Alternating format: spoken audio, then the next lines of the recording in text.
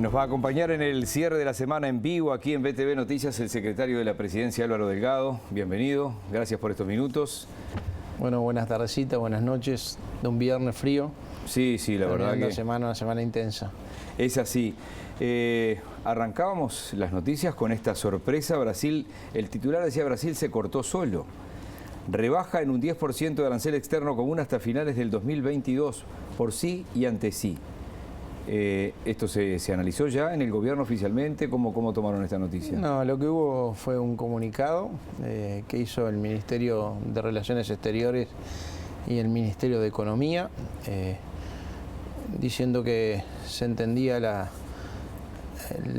decisión de Brasil en el marco de una situación del Mercosur, en tanto una sola de libre comercio imperfecta, y que bueno, que esto además evidencia la necesidad de sincerar y flexibilizar el Mercosur como forma de generar apertura comercial, de inserción internacional. Eso es un comunicado de hace pocos minutos de los Ministerios de Economía y de Relaciones Exteriores, y obviamente yo me voy a atener a eso. Son temas delicados que nos enteramos hace poco tiempo, hace pocas horas o hace pocos minutos, así que el comentario mío tiene que ver en remitirse a un comunicado oficial del gobierno en el sentido de entendiendo la situación y bueno, diciendo una vez más que la necesidad de tratar de generar un Mercosur más flexible que permita una mayor inserción internacional. El experto en relaciones internacionales y negocios internacionales, Ignacio Bartesagui, decía recién que esto le abre las puertas a Uruguay para su negociación con China, por ejemplo.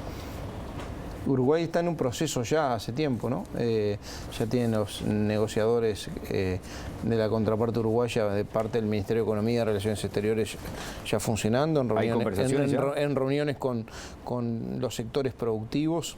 Son internas acá primero. Sí, con los sectores productivos, con los actores sociales, trabajadores, empresarios, para ese estudio de prefactibilidad. Ya está por parte del gobierno chino también lo mismo, porque bueno, hay sectores donde esto genera una potencia enorme, una gran oportunidad, hay otros que son todos desafíos y sobre eso hay que trabajar, así que ya se está trabajando en ese sentido. Si en esta decisión de Brasil, nosotros hablamos ayer muy temprano, ¿no? Por una consulta particular. ¿Está tomada o no la resolución de no aceptar esto que finalmente... ¿O es una cosa tan reservada que Búsqueda se enteró o Búsqueda le erró? El Uruguay ya tiene posición. Se va a expresar a través del Ministerio de Economía, del Ministerio de Relaciones Exteriores, en consulta con la Presidencia de la República. O sea que se va a comunicar en diciembre, y ¿no? Además tiene una posición que creo que hasta el propio presidente ha hecho referencia públicamente al tema.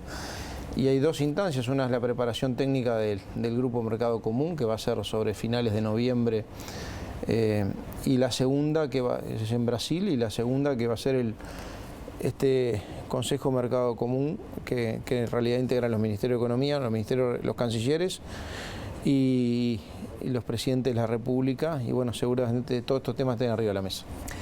¿Están manejando ustedes la posible salida, por ejemplo, de la continuidad de Bolsonaro o de su partido cuando vengan las elecciones del año que viene y que muchas de las cosas en las que hay sintonía hoy se pierdan? La verdad que sería, te voy a decepcionar con la respuesta, pero sería como opinar qué pasa en las elecciones de Argentina, si favorece o no favorece determinado resultado. Uruguay tiene un camino propio determinado, ha encontrado comprensión en la situación en la cual Uruguay está planteando, de flexibilizar y ampliar el Mercosur como oportunidad de apertura comercial y inserción comercial. Y obviamente esto, me vas a perdonar, pero me exime, es políticamente muy complejo, muy delicado, y además no corresponde que un funcionario del gobierno, en este caso el secretario de la Presidencia, opine sobre eventuales resultados electorales en Brasil. Bien, entonces me ahorro que está por allá abajo la pregunta sobre las elecciones del 14 en Argentina. Ya te lo contesté todo junto. Sí, ya vino todo ahí. Hay muchos temas y quiero ir muy rápido, además mi hijo está jugando al fútbol, no, eso es un chiste interno. El mío está jugando en 20 minutos, así que... No, por eso es un chiste interno, no. Yo me tengo que ir a la hora que el canal me deja ir. No, pero... Haremos un reclamo. Entremos en la campaña con respecto a la LUC. Digo, ya pasó, pero ¿Subestimaron que se iba a llegar a la firma? ¿Si se quedaron quietitos? ¿No hicieron ola? No, a ver, una decisión en un proceso en el que estábamos, que era un proceso de una pandemia compleja, ¿no? Estas firmas se juntan en el medio de la pandemia. Mientras se estaban vacunando, otros estaban juntando firmas, esa es la verdad. Y priorizamos lo importante, que era tratar de generar este estatus sanitario que se generó gracias a la voluntad de los uruguayos y a que había una disponibilidad de vacuna, un nivel de vacunación que hay que reconocerle a los vacunatorios y a los vacunadores el esfuerzo y a los uruguayos la voluntad en el uso de su libertad de vacunarse. Estaba viendo la cifra recién, Uruguay tiene más de 78% con primeras dosis, 76 y pico, casi 77 con 2 dosis, y vamos camino al 36% con 3 dosis. El 93% de la población mayor de 12 años que está recomendada para ser vacunada, está vacunada, está inmunizada en Uruguay. Fuimos el primer país de América en vacunar a los menores de 18 años, de 12 a 18, el primero de los primeros del mundo en generar la tercera dosis, de los niveles más rápidos de vacunación que ha tenido en relación a la población, así que estamos dedicados a eso y no queríamos a su vez dar toda una discusión política asociado a temas laterales y alargar todo este proceso que hubiera sido remontarnos 6 meses para atrás. Imagínense la gente con las urgencias que tiene, con los problemas que tiene, con el tema de la pandemia por medio, con los problemas económicos, con los problemas sociales. La verdad que no hubiéramos contribuido en nada a eso. Definimos prioridades. La prioridad era la salud, la prioridad era sostener la economía, la prioridad era generar condiciones de empleo. Hoy los resultados los estamos viendo, en niveles de actividad, en niveles de empleo. Tenemos menos desempleo hoy, 9.4%. Hoy hay un desempleo menor que al haber asumido el gobierno nacional prepandemia. Recordemos que el primero de marzo del 2020 había 10.5% de desempleo, había un 5% de déficit fiscal, 200.000 uruguayos en los asentamientos. Bueno, todo eso fue el país que heredamos más 13 días después de la pandemia. Hoy tenemos indicadores que demuestran una recuperación económica porque llegamos a la orilla a mejores condiciones que otro país. Volvamos a la LUC. ¿Son para el gobierno elecciones anticipadas? Nosotros vamos a hacer una campaña que tiene que ver, para el gobierno, para la coalición, para los partidos que le integran, no hay nada más importante que defender la voluntad popular de cambio.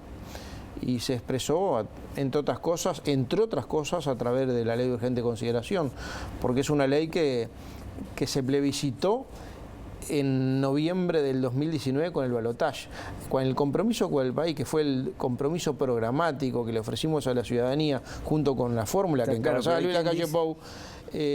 Ahí estaba el rumbo que íbamos a tener. Los conceptos de la LUC estaban incluidos ahí. Es el programa de la coalición. Es el programa de la coalición. Y nosotros lo que hicimos fue hacer eso. Con lo cual nosotros tenemos la obligación de defender eso, además de gobernar, de no paralizar el gobierno como algunos quieren para dedicarlo solo al referéndum. Gobernar y explicar.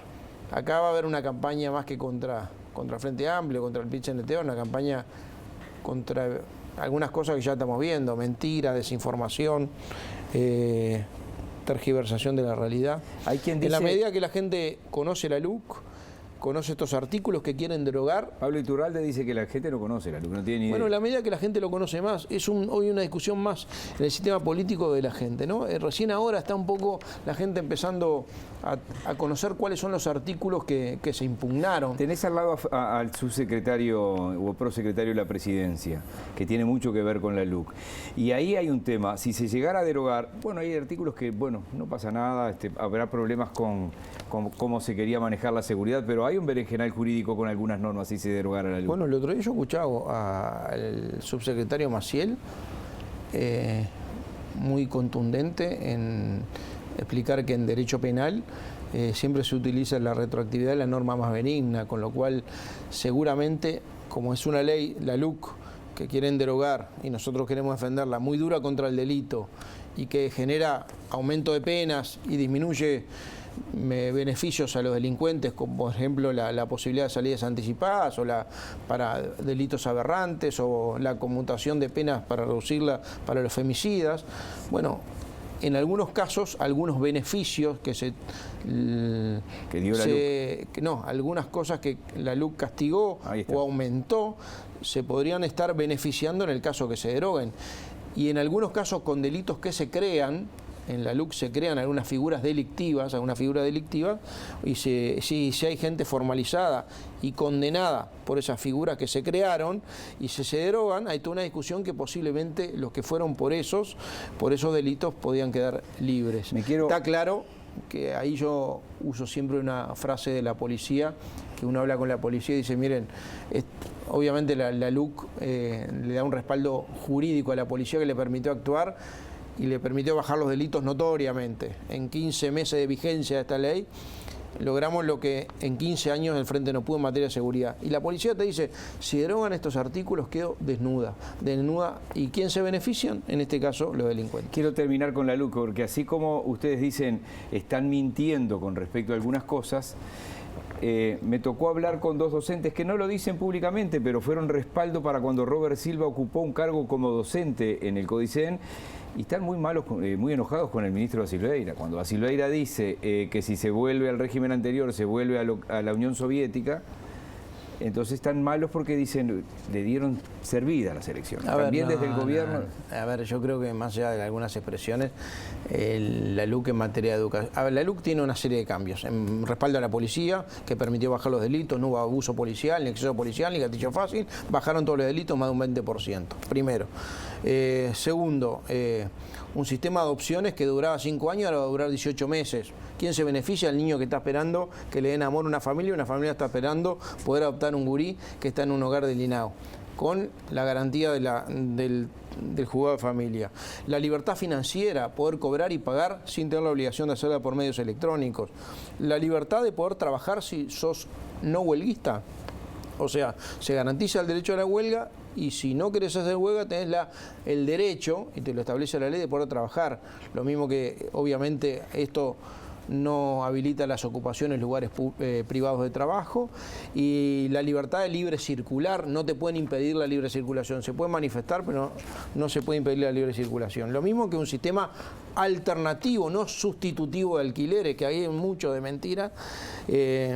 La posibilidad de que, además de la ley de alquileres, tengas una posibilidad de alquilar sin garantía para los que no tienen posibilidad de tener a un familiar que le firme. Bueno, esos son mecanismos que establece la LUC. Y en educación, sobre todo hay mecanismos que le dan más descentralización, más autonomía a los centros educativos y generan mucho más eficiencia, porque en vez de consejos desconcentrados se nombran directores de cada una de las 4 áreas educativas. Así que yo creo que más allá de expresiones, esto son las bases de una futura reforma educativa. Estamos hablando con el secretario de la Presidencia, Álvaro Delgado, que tuvo mucho que ver con aquella investigación parlamentaria sobre ANCAP, un déficit de 800 millones de dólares, una posterior capitalización de unos 700 millones, números grosso modo, ¿no? Después hubo momentos en que ANCAP, 2015, 2016, tuvo algunas ganancias, pero no la volcó en la rebaja de los combustibles. Y ahora le está viniendo como anillo al dedo a este gobierno decir, no estamos aplicando el 100% de la transparencia en la LUC, porque hay ganancias. Y hay quien dice del otro lado, si no hubiera 800.000 firmas que hubieran generado este referéndum, ¿sabes cómo estaban subiendo los combustibles? La verdad que es un poco bipolar que la oposición se queje porque no suban los combustibles. Nunca me pasó. Mirá que en toda mi vida política siempre se quejaban, nos quejamos cuando subían los combustibles. Ahora, que se quejen porque los combustibles no suben, es increíble. Lo segundo, en la LUC... Los números eran esos, En la LUC, en los artículos que quieren impugnar, el de los combustibles, el precio de paridad de importación, lo más insólito es que el Frente lo votó en el Parlamento. Y ahora lo quiere derogar. Lo votó en el Parlamento, entre los 52% de artículos de la LUC que votaron el de los combustibles. La gente capaz que no lo sabe, lo votaron y ahora lo quiere impugnar. Esto hace que utilicemos un mecanismo más transparente, que es el precio de paridad de importación, que es el precio de referencia sobre el que ANCAP, no el Ministerio de Economía, tiene que fijar el precio de los combustibles, que lo que se saldría a importar un combustible refinado en el Golfo de México. Y obviamente tampoco es base cero la ANCAP que recibimos, ¿no? Veníamos con una ANCAP averiada. Tú hablaste, yo fui el miembro denunciante de la investigadora aquella de ANCAP. Sí, me acordé de eso ahora. ¿Te acordás? 800 millones de déficit acumulado, pero además hubo que recapitalizarlo, pero además generaron un holding ANCAP de alrededor de 17 empresas, que son empresas hijas y empresas nietas de ANCAP, que funcionan la mayoría en el derecho privado, que además la mayoría son, no todas, pero gran parte de ellas son deficitarias, y el déficit de cada una se están adentro del precio de combustible. O sea, por eso cuando decimos hay un factor X, además del precio de paridad de importación, sobre el que tenemos que trabajar, son las ineficiencias de ANCAP que se heredaron y sobre las que tenemos que seguir trabajando. Lo otro es utilizar un instrumento que fue obviamente coyuntural, que es un récord de exportaciones de energía eléctrica a Brasil. Es más, se metió dentro de las principales exportaciones, donde ANCAP le vende mucho gasoil a la UTE. Entonces, eso le generó un ingreso extraordinario. Y ANCAP decidió, en vez de presentar un balance muy abultado en términos positivos y mostrar que bien ANCAP, la gestión tiene un balance positivo extraordinario, bueno, resignar un poco de un balance un poco menos ambicioso, y tratar de transferirle esa oportunidad comercial que tuvo ANCAP de ganancia extraordinaria a la gente para no subir el combustible y mantenerlo igual. La verdad que me parece que ANCAP, no el Ministerio de Economía, hizo lo que había que hacer y yo lo aplaudo. Me parece que la medida... A mí me interesa el precio del combustible, no que ANCAP gane muchos millones de dólares. Lo que pasa es que veníamos muy acostumbrados a tener balances muy malos. Que Fernando Pereira pueda ser el presidente del Frente Amplio, ¿es auspicioso para el gobierno para mejorar el diálogo con la coalición de izquierda o no es algo que les preocupe? No, yo creo que... Digo por el buen diálogo que parece que tenía él con el gobierno. Yo con Fernando Pereira personalmente tengo un buen diálogo, lo tuve siempre, siendo legislador, el integrante en la Federación de Magisterio, después lo tuve como integrante del secretariado del PIT-CNT, después como presidente del PIT-CNT. Obviamente cuando uno es presidente de un partido político, le va a pasar a Fernando, el partido lo condiciona, ¿no? Ojalá no cambie, siga siendo el mismo, pero veremos quién gana primero en el Frente Amplio. No es un tema que a mí me corresponda hablar, es un tema que nosotros como gobierno nacional tenemos que dialogar con el presidente o los referentes de las fuerzas políticas, independientemente si nos gusten más o si nos gusten menos. ¿Estás de acuerdo con la propuesta de Cabildo Abierto de que los mayores de 65 años tengan prisión domiciliaria, que hay quien dice que es con nombre y apellido para los presos de lesa humanidad? Miren, esto está planteado en el Parlamento, lo planteó Cabildo Abierto, lo planteó en la interna de la coalición, para que se lo apoyen. El Partido Nacional habilitó que estuviera en el tratamiento de la Comisión de Legislación, Constitución y Códigos, del Senado de la República, y se está tratando, se están empezando a recibir delegaciones, y el Partido Nacional además tiene una cantidad de juristas trabajando en el tema para ver sobre todo los aspectos jurídicos del tema. ¿Y estás de acuerdo o no? Bueno, primero quiero tener los informes. Bien, es difícil sacarle a un político un sí o un no. El presidente va a ir a Qatar. Resisto archivo porque hace como un mes y medio que dije que venía una delegación catarí y que se aproximaba la posibilidad cierta de grandes inversiones cataríes en Uruguay. ¿Hay algo de eso? Hay una oportunidad, han demostrado interés. Estuvo el canciller catarí hace poco acá. Por eso sí. Y algunos inversores cataríes. El presidente había previsto ir a Qatar, como también va a ir a Dubái en la Semana de Uruguay, seguramente la Expo Dubái en febrero. Hay una semana que es de Uruguay, con un muy buen stand, muy creativo. Hay mucho interés por Uruguay, no solo por la estabilidad jurídica, por la estabilidad política, por el clima de negocios, por los datos económicos. Este año vamos a crecer 3,5%, por la baja del desempleo, por las proyecciones de estabilidad y por el clima de negocios que hoy, por lo menos las encuestas que estamos viendo a nivel empresarial, se está dando. Y además yo te voy a agregar algo más, que el manejo de la pandemia es un activo intangible que el país, no el gobierno, tiene en poner por lo menos a Uruguay en el mundo. Así que... ¿Tienen esa expectativa de una gran inversión? Yo creo que va a haber interés, no solo de Qatar, hay de varios de otros inversores, no necesariamente países, y en algunos casos de algunos países en poder generar inversiones en Uruguay. Estamos viviendo un récord de exportaciones. Este año vamos a tener un 31%, venimos hasta fin de octubre un 31% más de exportaciones que el año pasado, el 2020, fue un año muy condicionado, pero además tenemos un 12% más exportaciones que el 2019, una prepandemia, así que es auspicioso.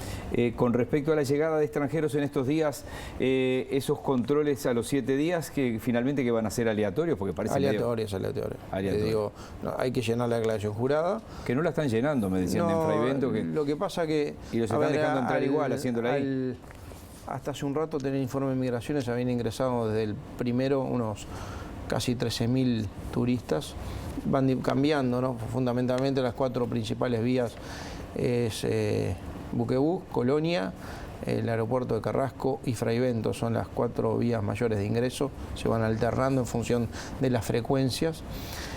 A todos le estamos pidiendo una declaración jurada, le estamos pidiendo que sea online, es fácil hacerla, se evitan colas, se evitan igual el que no viene con esa online, veo que lo están dejando llenar igual para que pase. Y bueno, nosotros propusimos que sea online, más las 2 vacunas, el sistema completo de vacunación, más un PCR negativo 72 horas antes y un PCR a los 7 días del primero, que se va a controlar aleatoriamente. Sí. Lo que hicimos fue reforzar migración, reforzar la conectividad de los pasos de frontera, y además enviamos funcionarios de migraciones a la República Argentina, al puerto de la República Argentina, para trabajar en tratar de solucionar estos temas allá para evitar colas una vez que lleguen a Uruguay. El fútbol, y es la última, es una actividad privada de una de las multinacionales más grandes del mundo, pero hay una instancia que capaz que tuvo mucho que ver el presidente de la República con la Conmebol.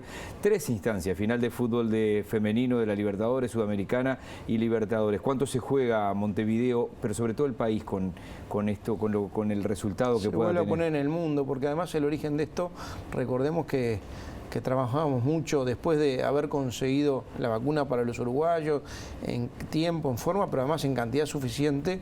La Conmebol solicita la ayuda de Uruguay para poder conseguir vacunas. Me acuerdo de los Zoom, me acuerdo de la intervención del presidente, de quien habla, de gran parte del equipo, tratando de juntar las partes. Después fue un acuerdo entre ellos de una donación de vacunas.